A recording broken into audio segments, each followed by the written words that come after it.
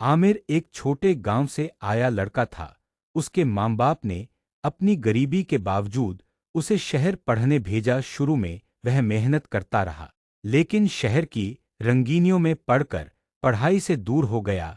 दोस्तों संग मौज मस्ती में वक्त बर्बाद करता और माँ बाप की कॉल को भी अनसुना कर देता।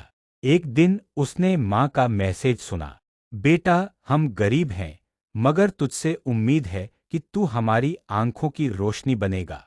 ये सुनकर आमिर की आंखें नम हो गईं। उसने ठान लिया कि अब जिंदगी बदलनी है।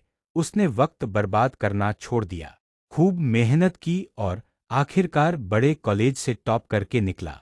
नौकरी मिलने के बाद उसने सबसे पहले अपने माँ बाप को शहर बुलाया और कहा, ये सब आपकी दुआओं का असर है।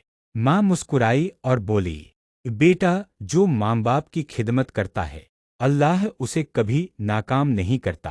सीख, माँ बाप की सेवा और उनकी दुआ सबसे बड़ी ताकत है। उनकी खुशी में ही हमारी असली कामयाबी है।